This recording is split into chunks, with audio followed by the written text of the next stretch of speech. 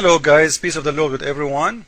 There is some people, they are talking about Surah 4 verse 119, that this surah is not talking really about Allah, it's talking about Satan. Yeah, it's talking about Satan, but Allah is Satan. The reason I'm saying that this is Satan is talking there and this is Allah is talking too, because Allah and Satan is one. I will show you why. If this is Satan is talking as Muslims they claim, because it's look like when you read it, you will think so. But if you read it in Arabic, it's not the same as in English. Why? In here you will see when they stop in the translation, they put a dot and they go in different line. This is not the case in the Quran. This is the verse from here to here. You will never see a dot between two words. And in here, when you continue translation, you will see وَمَنْ يَتَّخِذَ الشَّيْطَانَ وَلِيًّا. The one who and whoever forsake Allah, take Satan for a friend, has for surely lost. Now who is the one saying that? The Satan or Allah? You cannot convince me that this is Satan saying that. So if it is Allah saying that, how come this continuing talking as one person talking? You get the point? Now, I'm not going to argue about this one for long. I will show you from different verses that this is for sure what I'm saying is true, that Allah is Satan. If we go to different verse in the Quran, Surah 13 verse 27, Allah, truly Allah, leaveth to stray whom He will, and He is the one who will guide who He want. So He is the one He deceive. The word stray in here doesn't look good for me, by the way, but this is the Muslim translation, it's okay. But in Arabic, it's very clear what it is. It says, He will deceive, yudil. You can't go to dictionary and you can't find what the word yudil mean. It's more than stray only. It is yudil, deceiver. And by the way, this is one of Allah names, Al-Mudil. I challenge any Muslim to say not true. Al-Mudil, the deceiver. This is a name of Allah. Allah have 99 names. One of them is the deceiver. Al-Mudil. So, in here, Surah 13 verse 27 saying clearly that Allah is the one who will stray and astray people from believing. Is that the only verse in the Quran saying that? No, the Quran is full of it. Surah 16 verse 93. Again Allah, He said, but He leaves straying whom He want or He please, and He guide the one He please too. Who? Allah. So Allah, the one, is the one who He choose who He will guide who. But before He choose He will guide who, He choose He will deceive who.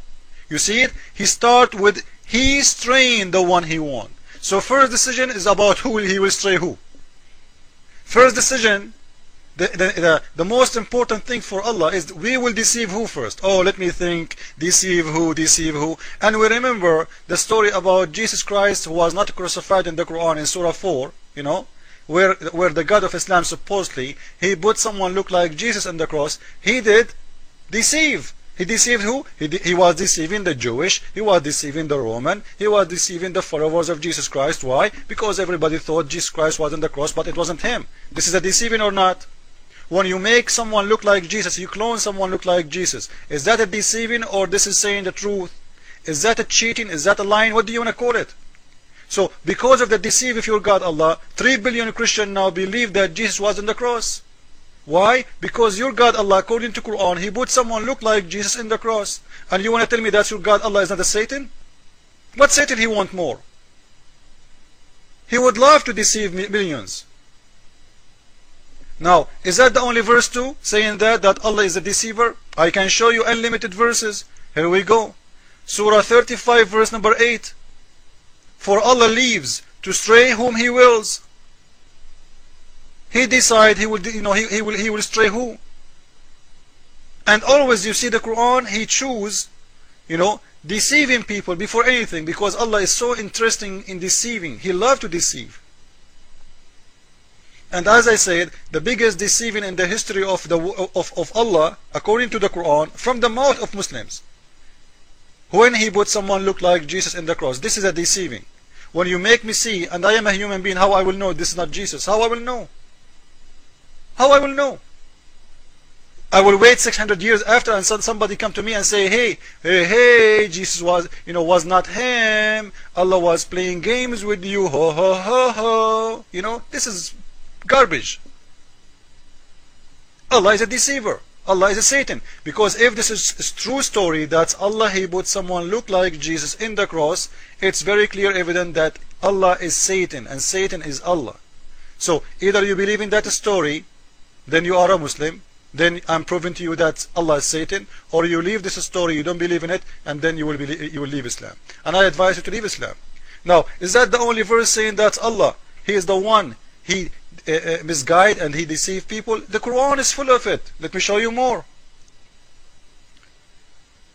Surah 74, verse number 31. Here we go again. Allah leave to stray whom He pleases. It's up to Him. He's a drunk God. He decide. And always you will see Him, He speak about deceiving first and guiding second. You see it? Deceive He want, and He deceive the one He want. Now to make it short, there's a verse in the Quran that says, if we want to destroy a village, we order the rich people in it to deceive and to do filthy stuff. Why God is ordering people to do filthy stuff in the village? إذا أردنا أن نهلك قرية أمرنا مترفيها أن يفسدوا فيها. If we want to destroy a village, we order the rich on that village to do filth in it, so we will destroy it. So if He want to destroy it, He order rich people to do bad things. So why you order the rich people to do bad things? If He is the one is ordering them, what their fault? Now, to make it short and to show you in a very clear evidence that Allah is Satan for sure, if we read this surah, this verse in here, Surah 2, verse number 7. Allah had set a seal on their heart, and on their hearing, and on their eyes is a veil. And this verse I'm talking about, Muhammad, he stole it from the Bible, but it's not like that in the Bible. In the Bible it says those people, they decide themselves to seal their heart. If you go to Matthew 13:13, you will see, therefore I speak to them in purpose, because while seeing they don't see, and while hearing they don't hear, nor they do understand.